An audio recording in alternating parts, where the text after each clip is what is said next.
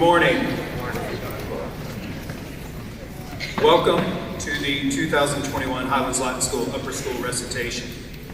This morning, select students from grades 7 through 12 will recite portions of great literature which they have committed to memory. The memorization of literature has always been an important component of education at HLS.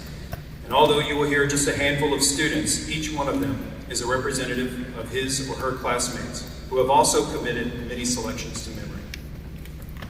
After a brief description of each grade's corpus of literature, students will recite one after the other. Please hold your applause until all students in a particular grade have recited. Recitations from the 7th grade are drawn from classic children's literature. Under the instruction of Mrs. Windhorst and Miss Ingham, students engage progressively challenging texts like The Wind in the Willows and Tom Sawyer.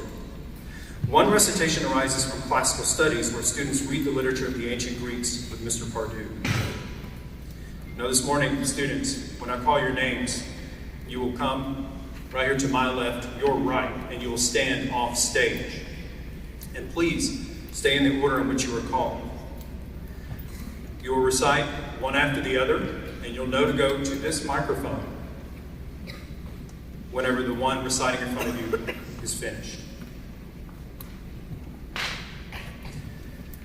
From Crescent Hill, reciting If by Rudyard Kipling, Emmeline Reel. Reciting Robert Frost, The Road Not Taken, Joshua Lamb. Reciting Homer's Appeal to the Muse from the Odyssey, Isabella Bramer. Anna Lee Harold will recite Psalm of Life by Longfellow. Haley Mathis will recite Seashell by Aeneid.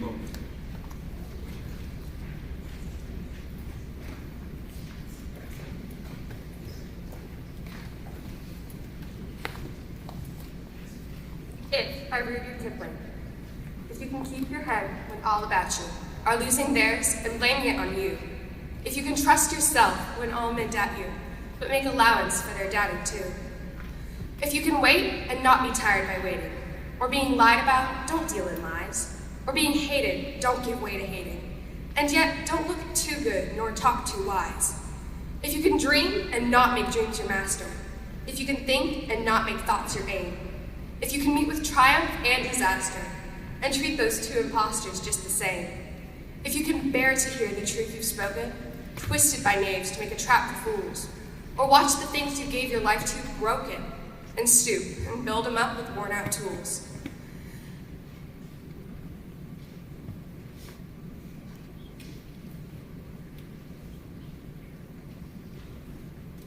If you can make one heap of all your winnings, and risk it on one turn of pitch and toss, and lose and start again at your beginnings, and never breathe a word about your loss. If you can force your heart and nerve and sinew to serve your turn long after they are gone, and so hold on when there is nothing in you, except the will which says to them, hold on. If you can talk with crowds and keep your virtue, or walk with kings nor lose the common touch. If neither foes nor loving friends can hurt you, if all men count with you, but none too much. If you can fill the unforgiving minute with 60 seconds worth of distance run, then yours is the earth and everything that's in it. And, which is more, you'll be a man, my son.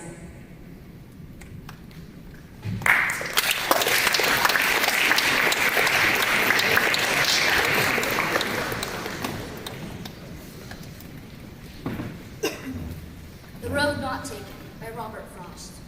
Two roads diverged in a wood, and sorry I could not travel both, and be one traveler long I stood, and looked down one as far as I could to where it bent in the underneath.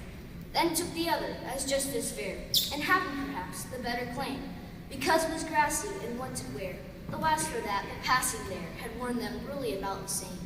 And both that warning equally lay, it leaves no step had trodden black. Oh, I kept the first for another day, yet knowing how way leads on to way, I doubted if I should ever come back. I shall be telling this with a sigh, somewhere ages and ages hence, two roads diverged in a wood, and I took the one less traveled by, and that has made all the difference.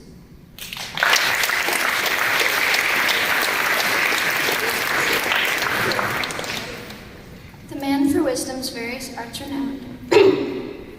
The man for wisdom's various arts renowned, long exercised in woes, O muse resound, who, when his arms had wrought the destined fall of sacred Troy and raised her heaven-built wall, wandering from clime to clime, observant strayed, their manners noted and their state surveyed. On stormy seas unnumbered toils he bore, safe with his friends to gain his natal shore. Vain toils, their impious folly dared to prey on herds devoted to the god of day. The god vindictive doomed them nevermore, amen unblessed, to touch that natal shore. Oh, snatch some portion of these acts of fate, celestial muse, into our world relate.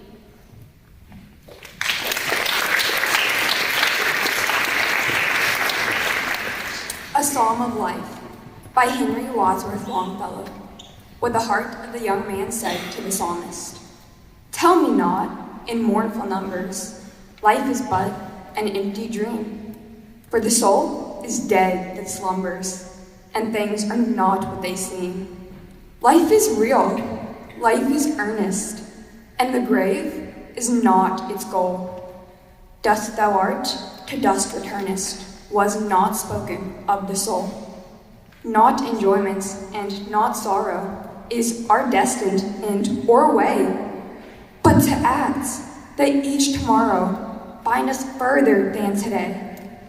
Art is long and time is fleeting, and our hearts, though stout and brave, still, like muffled drums, are beating funeral marches to the grave. In the world's broad field of battle, in the bivouac of life, be not like dumb, driven cattle. Be a hero in the strife. Trust no future, how pleasant. Let the dead past bury its dead. Act in the living present, heart within and God overhead. Lives of great men all remind us we can make our lives sublime, and, departing, leave behind us footprints on the sands of time. Footprints that perhaps another, sailing o'er life's solemn main, a forlorn and shipwrecked brother, seeing, shall take heart again. Let us, then, be up and doing, with the heart for any fate, still achieving, still pursuing, learn to labor and to wait.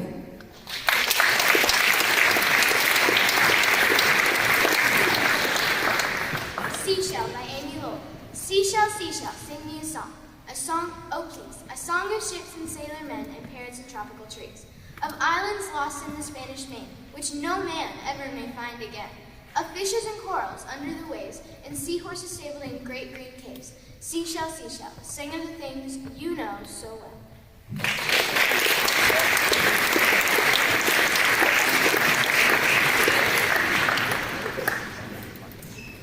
Thank you, 7th grade. The literature in the 8th grade is widely considered some of the most interesting and most difficult texts to read. Again, with Mrs. Windhorst and Miss Ingo, students read medieval selections that can be dark and violent, but beautiful and fascinating. Selections for recitations also come from 2 other subjects, Greek and classical studies. Mr. Swan and Mr. Lewis have prepared students to recite the Greek prayer and the famous introduction to Virgil's Aeneid. Reciting Helena's Soliloquy from A Midsummer Night's Dream, Shiloh's Merit. Caroline White will recite the Greek Our Father, the equivalent of our Pater Noster. Reciting the introduction to the Aeneid is Jonathan Herod. Reciting together will be Oliver Noth and Austin Miller, Sir Arthur Conan Doyle's Religio Medici, and Evie Neer will recite Granger.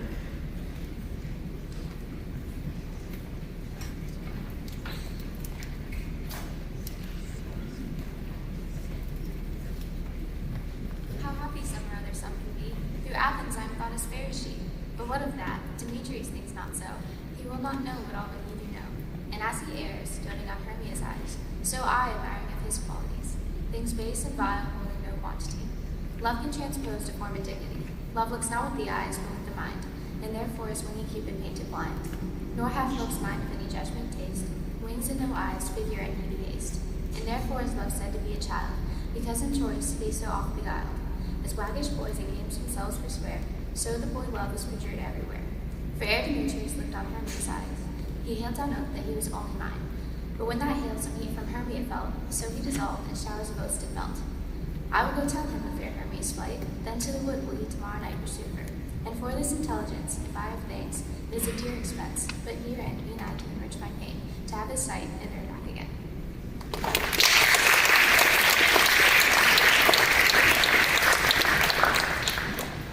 Pater Hemon. Pater Hemon, ha in tois urinois agias theto ta anamasu. El theto he basileasu. Genetheto he telemasu. Hos in urino kai epi lex. Ton arton Hemon se. Ton epiusion ton. Das Hemen se meron. Kai office. Hemen das Afe lemeta das semen hemeros. Hos kai in afe kamen ta dois afe lemetais se hemon. Kai esenekes eis hemas heranas ala rusai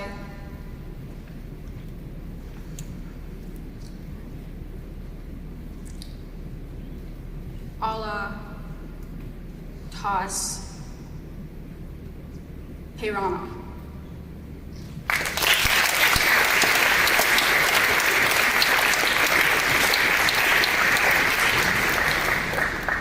Introduction to the Aeneid by Virgil. I sing of arms and of the man, fated to be an exile, who long since left the land of Troy and came to the shores of Italy, to the shores of Lavinia. And a great pounding he took by land and sea at the hands of the heavenly gods because of the fierce and unforgetting anger of Juno. Great too were his sufferings in war before he found his city and carried his gods into Latium. This was the beginning of the Latin race, the Alban fathers and the high walls of Rome. Tell me, Muse, the causes of his suffering. How did he violate the will of the queen of the gods? What was his offense? How could she drive a man famous for his piety to such endless hardships and such suffering? Can there be so much anger in the hearts of the heavenly gods?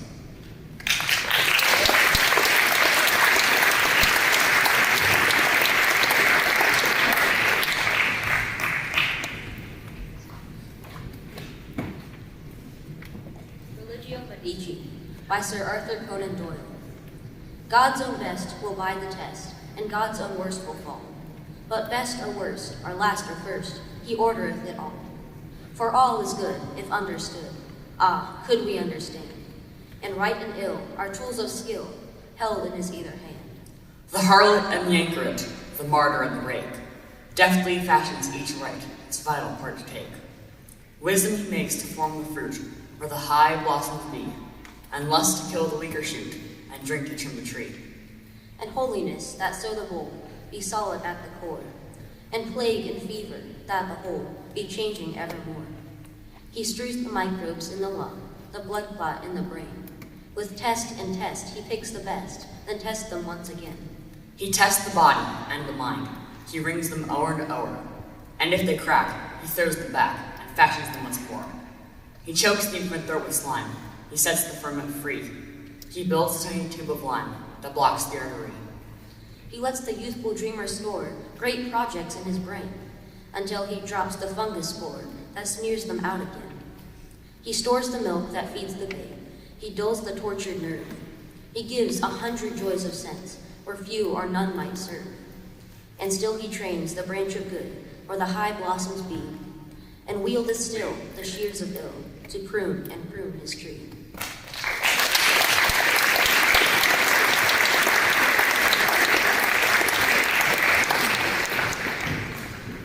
Beowulf Recitation over the misty moor.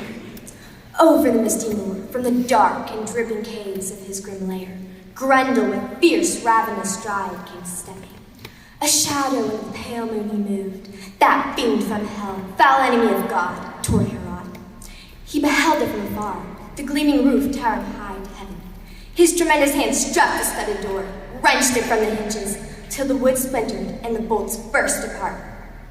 Angrily he prowled over the polished floor, a terrible light in his eyes, a torch flaming, as he scanned the warriors deep drugged in sleep. Loud he laughed, and pouncing on the nearest, tore him limb from limb and swallowed him whole, sucking the blood in streams, crunching the bones. Half-gorged, his gross appetite still unslaked. Greedily he reached his hand for the next, little reckoning for Beowulf. The youth clutched it and firmly grappled.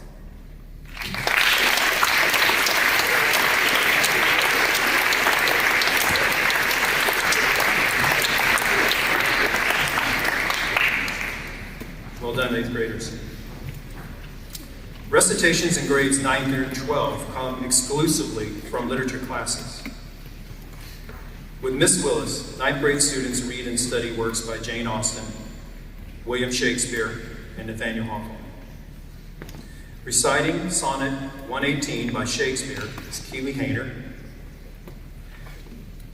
Braxton Harstein will recite the Prologue to Romeo and Juliet, also by Shakespeare. Reciting a hymn to God Our Father by John Donne, Anna Moran. And Truman Neuner will recite As Kingfishers Catch Fire by Gerard, Manley, Hopkins.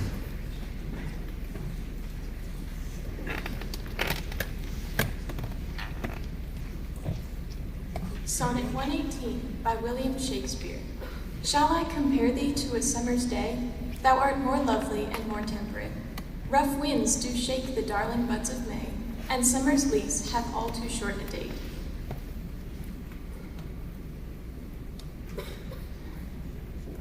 Sometime too hot the eye of heaven shines, and often is his gold complexion dimmed, and every fair from fair sometime declines, by chance or nature's changing course untrimmed.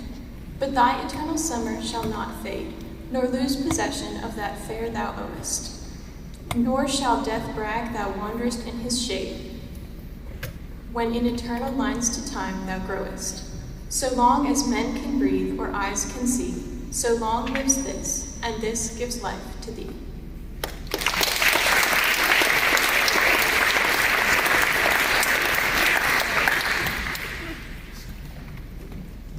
Prologue to Romeo and Juliet by William Shakespeare. Two households, both alike in dignity, in fair Verona where we lay our scene. From ancient grudge break to new mutiny, where civil hands make civil blood unclean. From forth the fatal loins of these two foes, a pair of star-crossed lovers take their life, whose misadventure piteous overthrows doth with their death bury their parents' strife. The fearful passage of their death-marked love and the continuance of their parents' rage, which but their children's sin not could remove, is now the 2 hours' traffic of our stage. The which if you with patient ears attend, what years shall miss, our toil shall strive to mend.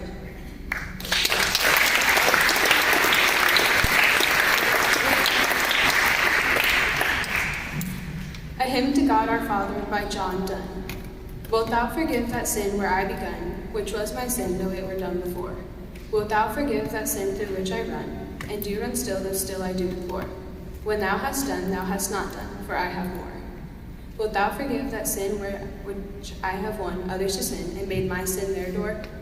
Wilt thou forgive that sin which I did shun a year or two, but wallowed in a score? When thou hast done, thou hast not done, for I have more. I have a sin of fear, that when I've spun my last thread, I shall perish on the shore. But swear by thyself that at my death thy sun shall shine as he shines now and heretofore. And having done that thou hast done, I fear no more.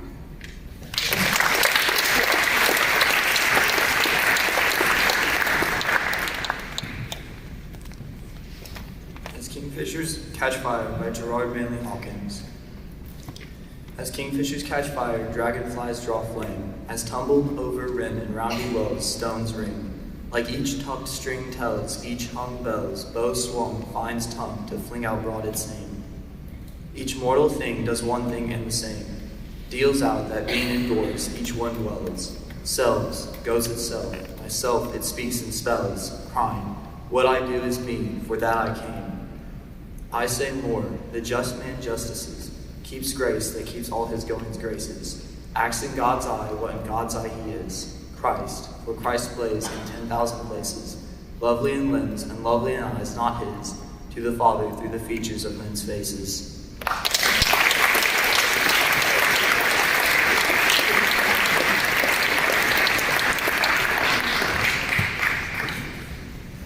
Thank you, ninth graders.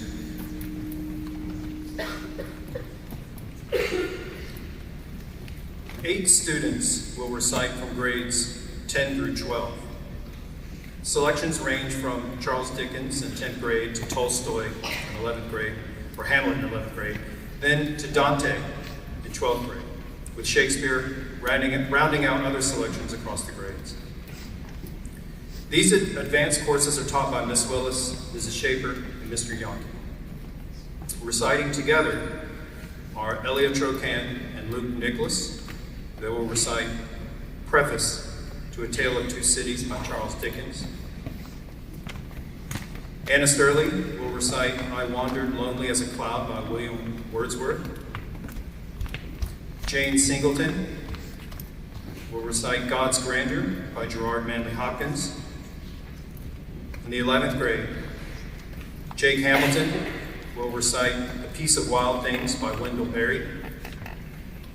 Iris Note will recite a selection from Hamlet.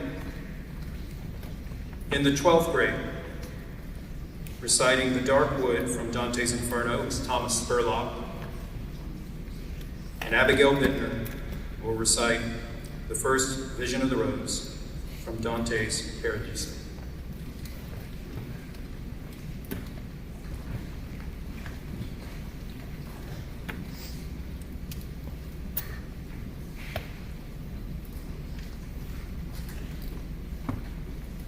It was the best of times. It was the worst of times. It was the age of wisdom. It was the age of foolishness. It was the epoch of belief. It was the epoch of incredulity. It was the season of light. It was the season of darkness. It was the spring of hope. It was the winter of despair. We had everything before us. We had nothing before us. We were all going direct to heaven. We were all going direct the other way. In short, the period was so far like the present period that some of its noisiest authorities insisted on its being received, for good or for evil, in the superlative degree of comparison only. There was a king with a large jaw and a queen with a plain face on the throne of England. There was a king with a large jaw and a queen with a fair face on the throne of France. In both countries, it was clearer than crystal to the lords of the state preserves of loaves and fishes that things in general were settled forever.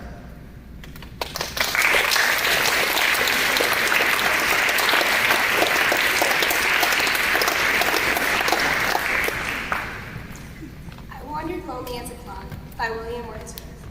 I wandered lonely as a cloud that floats on high o'er vales and hills, when all at once I saw a crowd, a host of golden daffodils, beside the lake, beneath the trees, fluttering and dancing in the breeze. Continuous as the stars that shine and twinkle on the Milky Way, they stretched in never-ending line along the margin of the bay. 10,000 saw I at a glance, tossing their heads in sprightly dance. The waves beside them danced, but they outdid the sparkling waves in glee. A poet could not but be gay in such a jocund company. I gazed and gazed, but little thought what wealth the show to me had brought. For oft when on my couch I lie, in vacant or in pensive mood, they flash upon their inward eye, which is the bliss of solitude. And then my heart with pleasure fills and dances with the daffodils.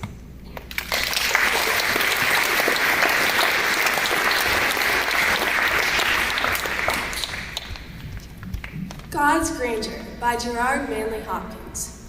The world is charged with the grandeur of God. It will flame out like shining from shook foil. It gathers to a greatness like the ooze of oil crushed. Why did men then now not reck his rod? Generations have trod, have trod, have trod. And all is seared with trade, bleared, smeared with toil, and wears man's smudge and shares man's smell. The soil is bare now, nor can foot feel being shod. And for all this, nature is never spent. there lives the dearest freshness deep down things. And though the last lights off the black west went, O morning at the brown brink eastward springs, because the Holy Ghost over the bent world broods with warm breast and with awe bright wings.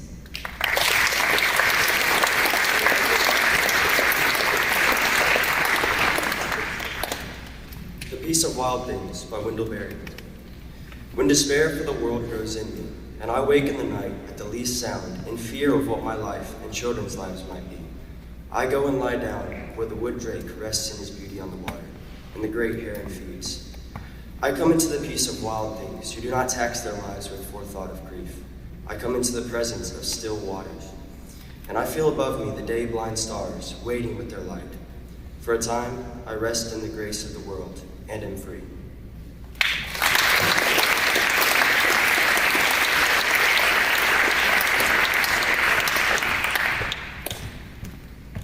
Hamlet's Soliloquy by William Shakespeare. To be or not to be, that is the question. Whether 'tis nobler in the mind to suffer the slings and arrows of outrageous fortune, or to take arms against a sea of troubles, and by opposing end them. To die. To sleep. No more. And by a sleep to say we end the heartache and the thousand natural shocks that flesh is heir to. 'Tis a consummation devoutly to be wished. To die, to sleep. To sleep, perchance to dream, aye, there's the rub. For in that sleep of death, what dreams may come when we have shuffled off this mortal coil must give us pause. There's the respect that makes calamity of so long life. For who would bear the whips and scorns of time, the oppressor's wrong, the proud man's contumely, the pangs of disprized love, the law's delay, the insolence of office, and the spurns at patient merit of the unworthy takes, when he himself his quietus might make with a bare bodkin?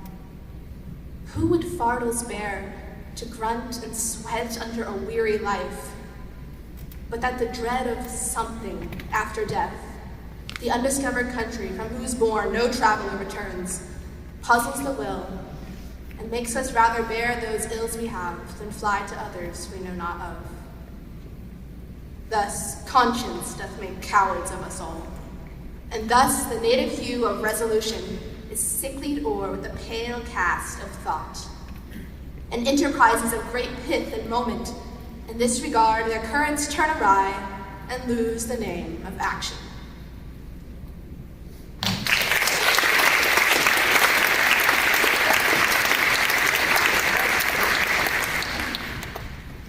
The Dark Wood from Dante's Inferno. Midway in our life's journey, I went astray from the straight road and woke to find myself alone in a dark wood. How shall I say what wood that was? I never saw so drear, so rank, so arduous a wilderness. Its very memory gives shape to fear. Death could scarcely be more bitter than that place. But since it came to good, I will recount all that I found revealed there by God's grace. How I came to it, I cannot rightly say. So drugged and loose with sleep had I become when I first wandered there from the true way. But at the far end of that valley of evil, whose maze had sapped my very heart with fear, I found myself before a little hill and lifted up my eyes. Its shoulders glowed with the sweet rays of that planet whose virtue leads men straight on every road, and the shining strengthened me against the night of the fright whose agony had racked the lake of my heart through all the terrors of that piteous night.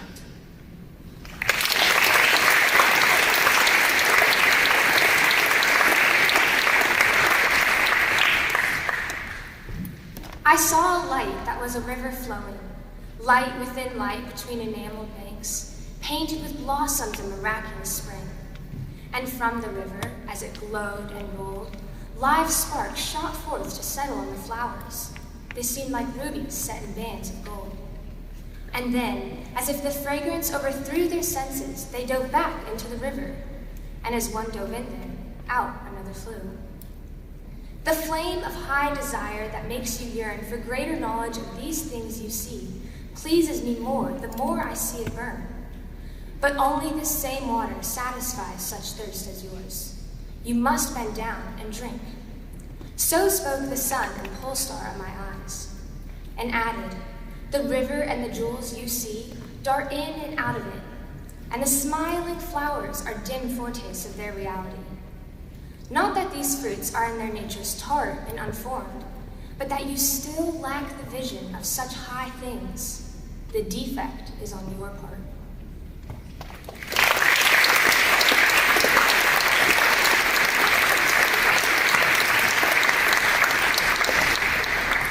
Thank you, 10th, 11th, and 12th graders. Students, you who recited this morning are testaments to how hard you and your classmates have worked this year. Teachers, thank you for challenging students to think deeply about literature and for creating a literary culture at the school that students regularly mention as their favorite experiences.